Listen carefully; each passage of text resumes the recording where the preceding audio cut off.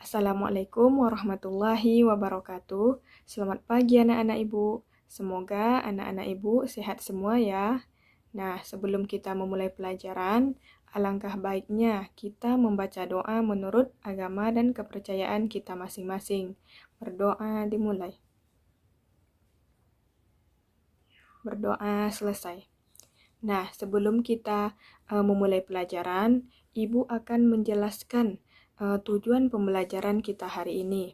Nah, tujuan pembelajaran kita hari ini yaitu yang pertama, siswa mampu menemukan pokok pikiran dalam bacaan. Yang kedua, siswa mampu membuat gambar rantai makanan pada ekosistem lengkap dengan keterangannya. Perhatikan gambar hewan-hewan langka asli Indonesia di atas. Apakah kamu tahu jenis habitat dan ekosistem tempat tinggal hewan-hewan tersebut? Berdiskusilah bersama dengan teman-temanmu untuk mencatat nama hewan, habitat, dan jenis makanannya. Setelah berdiskusi tentang beberapa jenis hewan langka Indonesia, Siti, Udin, dan Dayu masih memperbincangkan hewan-hewan tersebut. Din, menurutmu mengapa hewan-hewan tersebut menjadi langka? Tanya Siti. Tadi Bu Guru mengatakan bahwa salah satu penyebabnya adalah berkurangnya ketersediaan makanan bagi mereka. Berkurangnya ketersediaan makanan akan mengganggu rantai makanan yang ada pada ekosistem tersebut. Apabila berlangsung lama dan terus-menerus, populasi salah satu hewan dalam rantai makanan tersebut akan berkurang, jawab Udin. Betul juga ya, jika makanan mereka berkurang, populasi mereka pasti juga akan berkurang. Tetapi apa sih yang dimaksud dengan rantai makanan dalam ekosistem? Tanya Dayu. Mari kita cari tahu, jawab Udin. Rantai makanan. Rantai makanan adalah perjalanan memakan dan dimakan dengan urutan tertentu antar makhluk hidup. Perhatikan gambar berikut. Padi dimakan oleh tikus, kemudian tikus dimakan oleh ular, ular dimakan oleh burung elang. Setelah beberapa waktu, burung elang mati. Bangkainya membusuk diuraikan oleh makhluk hidup pengurai dan bercampur dengan tanah membentuk humus. Humus sangat dibutuhkan tumbuhan, terutama rumput. Begitulah seterusnya sehingga proses ini berjalan dari waktu ke waktu. Di lautan yang menjadi produsen adalah fitoplankton. Fitoplankton ialah sekumpulan tumbuhan hijau yang sangat kecil ukurannya dan melayang-layang dalam air. Konsumen satu adalah zooplankton atau hewan pemakan fitoplankton. Konsumen dua adalah ikan-ikan kecil. Konsumen tiga adalah ikan-ikan sedang. Dan konsumen empat adalah ikan-ikan besar. Urutan peristiwa memakan dan dimakan di atas dapat berjalan seimbang dan lancar jika seluruh komponen tersebut ada. Jika salah satu komponen tidak ada, akan terjadi ketimpangan dalam urutan memakan dan dimakan tersebut. Agar rantai makanan dapat terus berjalan, jumlah produsen harus lebih banyak daripada jumlah konsumen ke satu. Konsumen ke satu lebih banyak daripada konsumen kedua, dan seterusnya.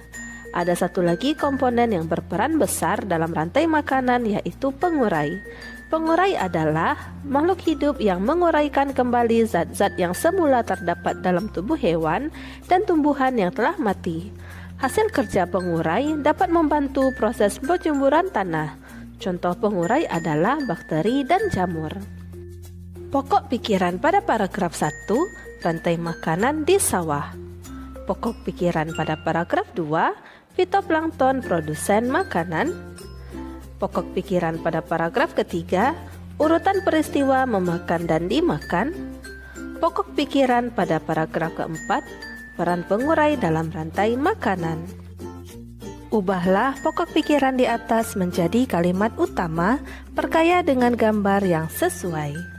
Paragraf pertama, kalimat utamanya yaitu terdapat 5 komponen yang berperan dalam rantai makanan di sawah, yaitu padi, tikus, ular, elang, dan pengurai. Pada paragraf kedua, terdapat 5 komponen yang berperan dalam rantai makanan di laut, yaitu fitoplankton, zooplankton, ikan kecil, ikan sedang, dan ikan besar. Pada paragraf ketiga, syarat keseimbangan rantai makanan yaitu adanya seluruh komponen dalam suatu ekosistem.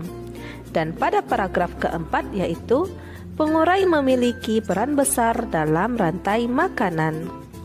Di dalam rantai makanan, terjadi perpindahan energi dari satu makhluk hidup ke makhluk hidup yang lain. Perhatikan contoh rantai makanan berikut ini.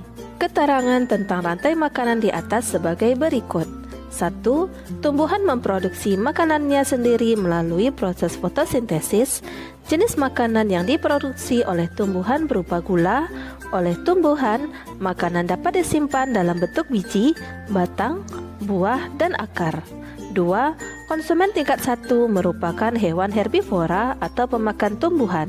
Makanan yang dimakan hewan tersebut akan diubah ke dalam bentuk energi untuk melakukan aktivitas dan berproduksi.